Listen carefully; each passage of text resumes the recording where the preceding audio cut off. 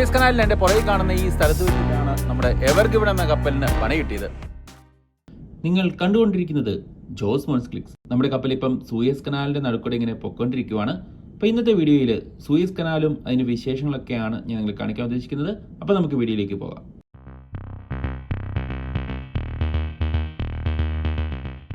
കപ്പൽ Suez canal ലക്ഷ്യമാക്കി പൊയ്ക്കൊണ്ടിരിക്കുകയാണ്. രാത്രി 11 മണിക്ക് മുമ്പായിട്ട് നമുക്കവിടെ റിപ്പോർട്ട് ചെയ്യേണ്ടതുണ്ട്. ഏകദേശം 9 മണിയോടുകൂടി നമ്മൾ എത്തിച്ചേർന്നു. സൂയസ് കനാൽ അതോറിറ്റിയോട് റിപ്പോർട്ട് ചെയ്തു.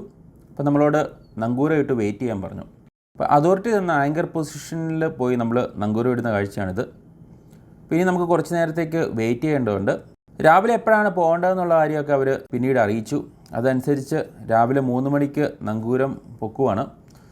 അതിനുശേഷം നമുക്ക് ഏകദേശം 6 മണിയോടുകൂടി സൂയസ് കനാൽ എൻട്രൻസിൻ്റെ അവിടെ ചെന്നിട്ട് പൈലറ്റിനെ എടുക്കേണ്ടതുണ്ട്. അങ്ങനെ ആ തണുത്ത വെളുപ്പാങ്കാലത്ത് കപ്പൽ സൂയസ് കനാലിൻ്റെ എൻട്രൻസ് ലക്ഷ്യമാക്കി പോയിക്കൊണ്ടിരിക്കുകയാണ്. ഇന്നേ ദിവസം 37 കപ്പലുകളോളം സൗത്ത് ഡയറക്ഷനിൽ പോകേണ്ടതുണ്ട്. അപ്പോൾ അതിൽ 17 കപ്പലിനെ രാത്രി തന്നെ അവർ ഒരു ഗ്രൂപ്പായിട്ട് അയച്ചിട്ടുണ്ട്. ബാക്കി 20 കപ്പലിൽ 7ാമത്തെ കപ്പലാണ് ഞങ്ങളുടെ കപ്പൽ. ഇപ്പം മുന്നിൽ പോകുന്ന കപ്പലുമായിട്ട് 1 നോട്ടിക്കൽ മൈൽ ഡിസ്റ്റൻസ് സൂക്ഷിക്കണമെന്ന് പറഞ്ഞു. അപ്പോൾ ആ ഒരു ഗ്യാപ്പ് ഇട്ടിട്ട് നമ്മൾ ലൈനായിട്ട് പോവുകയാണ്. അപ്പോൾ ഇങ്ങനെ ഗ്രൂപ്പായിട്ട് ലൈനിൽ പോകുന്നതിന് കോൺവോയ് എന്ന് പറയുന്നു. ഏകദേശം 6 മണിയോടുകൂടി നമ്മൾ സൂയസ് കനാലിൻ്റെ നോർത്ത് എൻട്രൻസിൽ എത്തിച്ചേർന്നിരിക്കുകയാണ്. അപ്പം നമുക്ക് വേണ്ടി കാത്തിരുന്ന പൈലറ്റ് ഒരു ബോട്ടിൽ ഇതുപോലെ കപ്പലിനെ ലക്ഷ്യമാക്കി വന്നുകൊണ്ടിരിക്കുകയാണ്. പൈലറ്റിൻ്റെ ജോലി ചെയ്യുന്നത് സൂയസ് കനാൽ ട്രാൻസിറ്റിൽ കപ്പലിനെ സഹായിക്കുക എന്നുള്ളതാണ്. എന്നിരുന്നാൽ പോലും കപ്പലിലെ ക്യാപ്റ്റനാണ് പൂർണ്ണ ഉത്തരവാദിത്തം. എവർഗിവൺ എന്ന കപ്പൽ അവിടെ നിലത്ത് ഇടിച്ച സമയത്ത് പൈലറ്റ് കപ്പലിലുണ്ടായിരുന്നാൽ പോലും അവസാനം ഉത്തരവാദിയായത് കപ്പലിലെ ക്യാപ്റ്റനായിരുന്നു. അതുകൊണ്ട് പൈലറ്റ് വന്നാലും നമ്മുടെ ഉത്തരവാദിത്വം ഒന്നും തീരുന്നില്ല. സാധാരണയായിട്ട് പൈലറ്റ് കപ്പലിലേക്ക് കയറി വരാൻ വേണ്ടി ഒരു പൈലറ്റ് ലാഡറാണ് നമ്മൾ റിഗ് ചെയ്യുന്നത്. എന്നാൽ സൂയസ് കനാലിലെ പൈലറ്റ്സിന് നമ്മൾ പോർട്ട് ഉപയോഗിക്കുന്ന അക്കോമഡേഷൻ ലാഡർ, അതായത് ഗ്യാങ് വേ തന്നെ വേണമെന്ന് നിർബന്ധമാണ്. അതുകൊണ്ട് അവരുടെ ആവശ്യപ്രകാരം നമ്മളതെല്ലാം സെറ്റ് ചെയ്ത് വെച്ചിട്ടുണ്ട്. ഓടിക്കൊണ്ടിരിക്കുന്ന കപ്പലിനെ ചേസ് ചെയ്ത് ബോട്ടിൽ നിന്ന് അവർ ലാഡറിലേക്ക് കയറി കപ്പലിലേക്ക് വന്നു. അങ്ങനെ നമ്മുടെ സൂയസ് കനാൽ ട്രാൻസിറ്റ് സ്റ്റാർട്ടായിട്ടുണ്ട്. അടുത്തതായിട്ട് സൂയസ് കനാൽ മൂറിംഗ് ക്രൂ കപ്പലിലേക്ക് വരേണ്ടതുണ്ട്. സാധാരണയായിട്ട് അവരുടെ ബോട്ടിലാണ് അവർ വരുന്നത്. പണ്ടൊക്കെ 5 പേര് അടങ്ങുന്ന ഒരു സംഘമായിരുന്നു വന്നുകൊണ്ടിരുന്നത്. എന്നാൽ ഏകദേശം 2 പേരൊക്കെയാണ് ഇപ്പം വരുന്നതായിട്ട് കാണാൻ സാധിക്കുന്നത്. അങ്ങനെ സമയമായപ്പം സൂയസ് കനാൽ ക്രൂ മെമ്പേഴ്സ് അവരുടെ ബോട്ടിൽ വന്നു. കപ്പലിൽ നിന്ന് ഒരു കയർ അവർക്ക് ഇട്ട് കൊടുത്തു. അത് അവർ ബോട്ടിൽ കണക്ട് ചെയ്ത് കപ്പലിനെ പിന്തുടർന്നുകൊണ്ടേയിരിക്കുകയാണ്. കുറച്ച് കഴിഞ്ഞപ്പോൾ നമ്മുടെ കപ്പലിലെ പ്രൊവിഷൻ ക്രെയിൻ ഉപയോഗിച്ച് ബോട്ടോടുകൂടി അവരെ പൊക്കിയെടുത്ത് നമ്മുടെ ഡെക്ക് ലെവലിൽ സെക്യൂർ ചെയ്ത് വെച്ചു. ഇനി സൂയസ് കനാൽ കഴിയുന്നത് വരെ അവർ ഈ കപ്പലിൽ കാണും. എന്തെങ്കിലും പ്രശ്നം വന്നു കഴിഞ്ഞാൽ ആ സമയത്ത് കപ്പലിനെ കരയ്ക്കടുപ്പിച്ച് നമുക്ക് ഈ ബൊലാഡിൽ കയർ വെച്ച് കെട്ടേണ്ടതുണ്ട്. അപ്പോൾ അതിലൊക്കെ ഹെൽപ്പ് ചെയ്യാൻ വേണ്ടിയാണ് സൂയസ് ക്രൂ സാധാരണയായിട്ട് കണ്ടുവരുന്നത്. ഏഷ്യയും യൂറോപ്പിനെയും തമ്മിൽ ബന്ധിപ്പിക്കുന്ന ഒരു മാരിടൈം ഗേറ്റ് വേ ആണ് സൂയസ് കനാൽ. അതുപോലെ തന്നെ മെഡിറ്ററേനിയൻ കടലിനെയും ചെങ്കടലിനെയും തമ്മിൽ ബന്ധിപ്പിക്കുന്ന ഒരു ഷോർട്ട് കട്ടാണ് സൂയസ് കനാൽ. പണ്ട് സൂയസ് കനാൽ വരുന്നതിന് മുമ്പ് ഏഷ്യയിൽ നിന്ന് യൂറോപ്പിലേക്ക് പോകണമെങ്കിൽ ആഫ്രിക്കൻ മുൻപ് ചുറ്റി പോകേണ്ടി വന്നിരുന്നു. ഇപ്പം ഉദാഹരണം പറഞ്ഞാൽ ഇന്ത്യയിൽ നിന്ന് യൂറോപ്പിലേക്ക് പണ്ടൊക്കെ പോകണമെങ്കിൽ 7000 കിലോമീറ്ററോളം എക്സ്ട്രാ പോകേണ്ടി വന്നിരുന്നു. അപ്പം അങ്ങനെ ഇരിക്കെ 1859 സൂയസ് കനാലിൻ്റെ നിർമ്മാണം ആരംഭിച്ചു. ഈജിപ്തിൻ്റെ മരുഭൂമിയുടെ നടുവിൽ മണ്ണ് മാറ്റി 10 വർഷത്തെ കഠിന പ്രയത്നത്തിനൊടുവിൽ 1869 നവംബർ 17 കനാൽ ഔദ്യോഗികമായിട്ട് ആരംഭിച്ചത്. സൂയസ് കനാൽ കൺട്രോൾ ചെയ്യുന്നത് ഈജിപ്താണ്.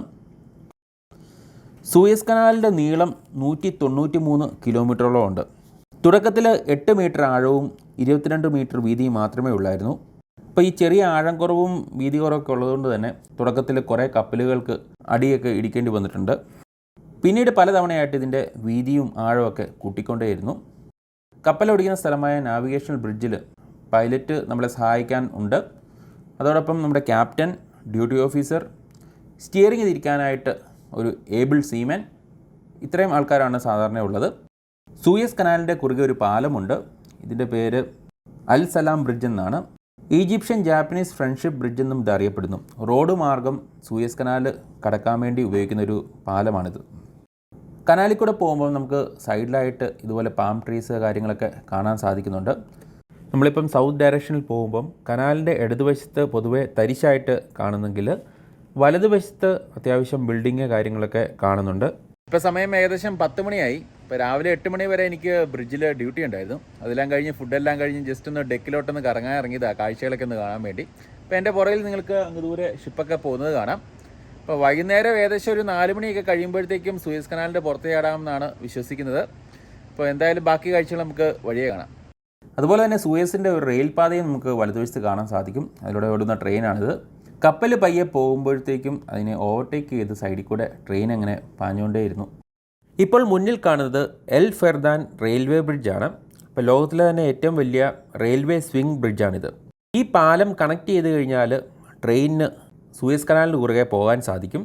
എന്നാൽ 2014 ഒരു വലിയ പ്രൊജക്റ്റ് വന്നിരുന്നു ഈ കനാൽ വീതി കൂട്ടാനൊക്കെ ആയിട്ട്. അതോടുകൂടി ഈ പാലം ഇപ്പോൾ ഉപയോഗത്തിലില്ല. കനാലിൻ്റെ സൈഡിലായിട്ട് ഇടയ്ക്കിടയ്ക്ക് ഇതുപോലത്തെ ചെറിയ ബോട്ടിൽ ആൾക്കാർ മീൻപിടുത്തമൊക്കെ കാര്യങ്ങളൊക്കെ നടത്തുന്നുണ്ടായിരുന്നു. അതുപോലെ തന്നെ വേറെയും ചില ബോട്ടുകളിൽ ചെറിയ പായ്ക്കപ്പൽ സെറ്റപ്പിൽ ബോട്ടിൽ വലയൊക്കെ വെച്ചിട്ട് മീൻപിടുത്തമൊക്കെ നടക്കുന്നുണ്ട്. നിരവധി പക്ഷികൾ ഈ മീനൊക്കെ തിന്നാനാന്ന് തോന്നുന്നു കനാലിൻ്റെ മുകളിൽ കൂടെ വട്ടമിട്ട് പറക്കുന്നുണ്ട്. അപ്പോൾ നമ്മൾ മുൻവശത്തെ കപ്പലുമായിട്ട് 1 നോട്ടിക്കൽ മൈൽ ദൂരം പാലിക്കുമ്പം പുറകിലും കപ്പലുകൾ അതുപോലെ ഏകദേശം 1 നോട്ടിക്കൽ മൈൽ ദൂരം പാലിച്ചാണ് വരുന്നത്. 1914 മുതൽ 18 വരെയുള്ള 1-ാം ലോകമഹായുദ്ധത്തിൽ ടർക്കിഷിനെതിരെ കനാലിൻ്റെ ഡിഫൻസ് നടത്തിയ ആ ഒരു ചെറുത്തുനിൽപ്പിനെ അനുസ്മരിപ്പിക്കാൻ വലിയൊരു മോനുമെൻ്റ് അവിടെ സ്ഥാപിച്ചിട്ടുണ്ട്. അതാണ് നമുക്കിവിടെ കാണാൻ സാധിക്കുന്നത്. 4700 ടൺ ഗ്രാനൈറ്റ് വെച്ചിട്ടാണ് ആ ഒരു സ്ട്രക്ചർ അവിടെ ഉണ്ടാക്കി വെച്ചേക്കുന്നത്. കനാലിന് വീതി കുറവായതുകൊണ്ട് തന്നെ ഒരു സമയത്ത് ഇരു ദിശകളിലേക്കും കപ്പലുകൾക്ക് പോകാൻ സാധിച്ചിരുന്നില്ല. ഒരു സ്ഥലത്തേക്ക് കുറേ കപ്പലുകൾ പോകുന്ന സമയത്ത് എതിർവശത്തേക്കുള്ള കപ്പലുകൾക്ക് മാറി വെയിറ്റ് ചെയ്യേണ്ടി വന്നിരുന്നു. എന്നാൽ 2014 വലിയൊരു പ്രൊജക്റ്റ് അവിടെ തുടക്കം കുറിച്ചു. ഒറ്റ വർഷം കൊണ്ട് 72 കിലോമീറ്ററോളം നീളത്തിലുള്ള മണ്ണ് മാറ്റുന്ന ഒരു പ്രൊജക്റ്റായിരുന്നു അത്. അതിൽ 35 കിലോമീറ്ററോളം ഒരു സമാന പാത ഉണ്ടാക്കി. ഇപ്പോൾ 2 വേ നാവിഗേഷൻ അവിടെ സ്റ്റാർട്ട് ചെയ്തു. ഇപ്പോൾ നിങ്ങൾക്ക് കാണാം മറ്റ് കപ്പലുകൾ നമ്മുടെ ഓപ്പോസിറ്റ് ഡയറക്ഷനിൽ വരുന്നത്. ഇപ്പോൾ 35 കിലോമീറ്ററോളം അന്ന് മണ്ണ് മാറ്റി പാരലലായിട്ടൊരു പാത നിർമ്മിച്ചു. അതുപോലെ തന്നെ 37 കിലോമീറ്ററോളം സ്ഥലത്ത് കനാലിൻ്റെ വീതി നന്നായിട്ട് കൂട്ടി. അങ്ങനെ ഒരു വർഷം കൊണ്ട് കനാലിനെ നല്ല രീതിയിൽ വികസിപ്പിച്ചു. ഇപ്പോൾ പുതിയ കനാലിന് 24 മീറ്ററോളം ആഴവും 205 മീറ്ററോളം വീതിയുമുണ്ട്. ഈ സൂയസ് കനാലിൻ്റെ ഏകദേശം നടുഭാഗമാണ് ഇപ്പം നിങ്ങൾ ഈ കാണുന്നത്. നിരവധി കപ്പലുകളൊക്കെ അവിടെ നങ്കൂരത്തിൽ കിടപ്പുണ്ട്. ഈ സ്ഥലത്തിൻ്റെ പേര് ഗ്രേറ്റ് ബിറ്റർ ലേക്ക് എന്നാണ്. ഈ ഒരു തടാകത്തിലാണ് സാധാരണ രീതിയിൽ കപ്പലുകൾ വന്നിട്ട് നങ്കൂരം ഇട്ട് മറ്റ് കപ്പലുകൾ പാസ് ചെയ്ത് പോകാൻ വെയിറ്റ് ചെയ്തുകൊണ്ടിരുന്നത്. അപ്പം ഞാൻ ആദ്യമേ പറഞ്ഞിരുന്നു, ആദ്യത്തെ ഒരു ഗ്രൂപ്പ് ചെറിയ കുറേ കപ്പലുകൾ ആദ്യമേ രാത്രി 11 മണിക്ക് തന്നെ കനാൽ ട്രാൻസിറ്റ് സ്റ്റാർട്ട് ചെയ്തിരുന്നു. എന്നാൽ അവർക്ക് ഇവിടെ വന്ന് വെയിറ്റ് ചെയ്യേണ്ടി വന്നു. ഞങ്ങളുടെ കോൺവോയിലുള്ള അത്രയും കപ്പലുകൾ പോയതിന് ശേഷമായിരിക്കും അവർ ഞങ്ങളെ പിന്തുടർന്ന് വരുന്നത്. തുടക്കത്തിലൊക്കെ ഒരു കനാൽ ക്രോസ് ചെയ്ത് പോകണമെങ്കിൽ 40 മണിക്കൂറോളം സമയമെടുക്കുമായിരുന്നു. ഇടയ്ക്കിടയ്ക്ക് കപ്പലുകൾ ഇതുപോലത്തെ തടാകത്തിലൊക്കെ വന്ന് ആങ്കറിട്ട് സ്റ്റോപ്പ് ചെയ്ത് മറ്റ് കപ്പലുകൾ പാസ് ചെയ്ത് പോകാനൊക്കെ വെയിറ്റ് ചെയ്യേണ്ടി വന്നിരുന്നു. എന്നാൽ 1947 ഇങ്ങനെ കോൺവോയ് സിസ്റ്റം സ്റ്റാർട്ടായപ്പം കുറച്ചും കൂടെ സമയമൊക്കെ കുറഞ്ഞു. പിന്നെ അത് 18 മണിക്കൂറായിട്ട് ചുരുങ്ങി. എന്നാൽ 2014 കനാലിൻ്റെ വികസനം കഴിഞ്ഞതിന് ശേഷം ഈ 18 എന്നുള്ളതൊക്കെ ഇപ്പോൾ 11 മണിക്കൂറായിട്ട് ചുരുങ്ങിയിട്ടുണ്ട്. അപ്പോൾ ഈ ചുരുങ്ങിയ സമയം കൊണ്ട് കനാൽ ക്രോസ് ചെയ്ത് അപ്പുറം എത്താൻ സാധിക്കുന്നത് കൊണ്ട് തന്നെ നിരവധി കപ്പലുകളെ സൂയസ് കനാൽ ഉപയോഗപ്പെടുത്താൻ ആകർഷിക്കുന്നുമുണ്ട്. അറ്റ്ലാന്റിക് സമുദ്രത്തിൽ നിന്ന് ഇന്ത്യൻ സമുദ്രത്തിലേക്ക് ഏറ്റവും പെട്ടെന്ന് ക്രോസ് ചെയ്യാൻ സാധിക്കുന്ന ഒരു കനാലായിട്ട് മാറിയേക്കുവാണ് ഈ സൂയസ് കനാൽ. സൂയസ് കനാലിൻ്റെ നോർത്ത് എൻട്രൻസിലുള്ള സ്ഥലത്തിന് പോർട്ട് സൈഡ് എന്നും സൗത്ത് എൻട്രൻസിൻ്റെ അവിടെ ഉള്ള സ്ഥലത്തിന് ഗൾഫ് ഓഫ് സൂയസ് എന്നുമാണ് പറയപ്പെടുന്നത്. സൂയസ് കനാലിന് ഇരുവശങ്ങളിലുമുള്ള സമുദ്രനിരപ്പ് സെയിം ആയതുകൊണ്ട് തന്നെ പനാമ കനാലിലുള്ളതുപോലത്തെ ലോക്ക് ഗേറ്റിൻ്റെ ഒന്നും ആവശ്യം ഇവിടെയില്ല. ഈ സൂയസ് കനാൽ നിർമ്മിച്ച ആ ആൾക്കാരൊക്കെ തന്നെയാണ് പനാമ കനാൽ നിർമ്മിക്കാൻ അവിടെ എത്തിപ്പെട്ടത്. എന്നാൽ അവർക്ക് അത് വിജയകരമായി തീർക്കാൻ സാധിച്ചില്ല. അവിടെ അവർക്ക് തോറ്റ് പിന്മാറേണ്ടി വന്നു. അപ്പോൾ ഇപ്പോഴത്തെ കണക്കുകൾ പ്രകാരം ഒരു വർഷത്തെ ഏകദേശം 18,000 ഷിപ്പ് ഈ സൂയസ് കനാൽ ഉപയോഗപ്പെടുത്തുന്നുണ്ടെന്നാണ് പറയുന്നത്. സൂയസ് കനാൽ ഉപയോഗിക്കാനുള്ള ചാർജസ് ഓരോ കപ്പലിൻ്റെ ടൈപ്പ് അനുസരിച്ചും സൈസ് അനുസരിച്ചൊക്കെ മാറ്റം വന്നേക്കാം. ഇപ്പം ഇവരുടെ സൂയസ് കനാലിൻ്റെ ഒഫീഷ്യൽ സൈറ്റിൽ ഒരു ടോൾ കാൽക്കുലേറ്റർ എന്ന് പറഞ്ഞ ഒരു സംഭവമുണ്ട്. അതിൽ പോയിട്ട് കപ്പലിൻ്റെ സൈസ്, ടൈപ്പ്, അങ്ങനത്തെ എല്ലാ കാര്യങ്ങളും ടൈപ്പ് ചെയ്ത് നോക്കിക്കഴിഞ്ഞാൽ ഒന്ന് കനാൽ ക്രോസ് ചെയ്യാൻ എത്ര രൂപ ആകും എന്നുള്ള കാര്യം നമുക്ക് മനസ്സിലാക്കാൻ സാധിക്കും. ഇപ്പം ഞാൻ ഈ പോകുന്ന കപ്പൽ ഫുൾ ലോഡഡ് അല്ല, പകുതിയേ ഉള്ളൂ. അപ്പോൾ ആ ഒരു ഡ്രാഫ്റ്റ് ബാക്കി ഡീറ്റെയിൽസ് എല്ലാം വെച്ച് ഞാനൊന്ന് കണക്ക് കൂട്ടി നോക്കി. ഇപ്പോൾ എല്ലാ ആമസോണിലും ഫ്ലിപ്കാർട്ടിലൊക്കെ കിട്ടുന്ന പോലെ തന്നെ കനാൽ ക്രോസ് ചെയ്യുമ്പോഴും നമുക്ക് കുറച്ച് ഡിസ്കൗണ്ടൊക്കെ കിട്ടുന്നുണ്ട്. അപ്പോൾ ആ ഡിസ്കൗണ്ട് എല്ലാം കുറച്ചതിന് ശേഷം ഈ ടൈപ്പ് കപ്പൽ കണ്ടെയ്നർ ഷിപ്പ് 10,000 TEUസിൻ്റെ ഈ ഒരു കണ്ടെയ്നർ ഷിപ്പ് കനാൽ ക്രോസ് ചെയ്യാൻ ഏകദേശം $2,04,000 ആകുന്നുണ്ട്. അത് ഇന്ത്യൻ രൂപയായിട്ട് കൺവേർട്ട് ചെയ്ത് കഴിഞ്ഞാൽ 1,55,00,000 രൂപയാകുന്നുണ്ട്. അപ്പം 1.5 കോടി രൂപ കൊടുത്തിട്ടാണ് ഈ ഒരു കനാൽ നമ്മളിപ്പോൾ ക്രോസ് ചെയ്യുന്നത്. സൂയസ് കനാൽ ക്രോസ് ചെയ്യാൻ ഇത്രയും ചിലവുള്ളതുകൊണ്ട് തന്നെ ഈജിപ്തിൻ്റെ വരുമാന മാർഗത്തിൽ പ്രധാന പങ്ക് വഹിക്കുന്നത് ഈ സൂയസ് കനാലാണ്. സൂയസ് കനാലിൽ എൻ്റെ പുറകിൽ കാണുന്ന ഈ സ്ഥലത്ത് വെച്ചിട്ടാണ് നമ്മുടെ എവർ ഗിവൺ എന്ന കപ്പലിന് പണി കിട്ടിയത്. അപ്പം അന്ന് മാറ്റിയ മണ്ണാണോ ഇതൊന്നും അറിയത്തില്ല, ഇവിടെയൊക്കെ ഇഷ്ടംപോലെ കിടപ്പുണ്ട്. അപ്പോൾ ഇവിടെ വെച്ചിട്ടാണ് ആ കപ്പൽ ഇങ്ങനെ വന്നിട്ട് വിലങ്ങനെ നമ്മുടെ ഈ കനാൽ ബ്ലോക്ക് ചെയ്തത്. സൂയസ് കനാൽ ക്രോസ് ചെയ്യുന്നതിന് മുമ്പായിട്ടുള്ള ഞങ്ങൾ ചെയ്യുന്ന ഒരുക്കങ്ങളെ പറ്റിയൊക്കെ ഞാൻ സെപ്പറേറ്റ് ഒരു വീഡിയോ തന്നെ ചെയ്യുന്നതാണ്. അങ്ങനെ വൈകുന്നേരം ഏകദേശം 4 മണിയോടുകൂടി കനാലിൻ്റെ പുറത്തേക്ക് നമ്മൾ എത്തിച്ചേർന്നിരിക്കുകയാണ്. അപ്പോൾ തുടക്കത്തിലേ കയറിയ സൂയസ് ബോട്ട് ക്രൂവിനെ നമുക്ക് നമ്മുടെ ക്രെയിൻ ഉപയോഗിച്ച് താഴോട്ട് ഇറക്കേണ്ടിയിരിക്കുന്നു. സൂയസ് ക്രൂ മെമ്പേഴ്സിനെ കൂടാതെ തന്നെ വേറൊരു ഇലക്ട്രീഷ്യനും തുടക്കത്തിലെ കപ്പലിൽ കയറി വന്നിട്ടുണ്ടായിരുന്നു. ഒരു പൈലറ്റ് ബോട്ട് പോലത്തെ വേറൊരു ബോട്ടിലാണ് പുള്ളി വന്നത്. അതുപോലെ വേറൊരു ബോട്ട് വന്ന് പുള്ളിയെ എടുത്തുകൊണ്ട് പോകുന്നതാണ്.